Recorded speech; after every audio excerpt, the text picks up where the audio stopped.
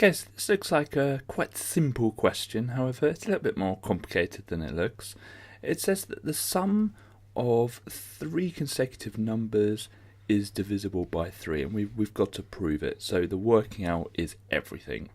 So I'm going to name my first number x, okay, because we don't know what it is, it could be anything. But the next number will be x, same as the number before, but 1 added to it.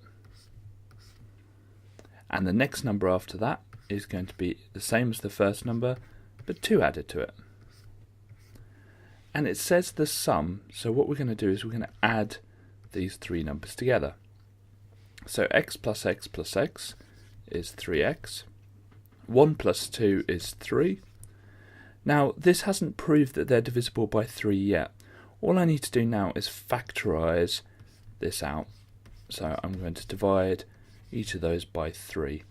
Now that now is proof that they are divisible by 3, because if you times any number by 3, it will be in the 3 times table. So my proof is this bit here, and I could write a sentence saying any number that I times by 3 will be divisible by 3. And on the site, that's all you need to put in.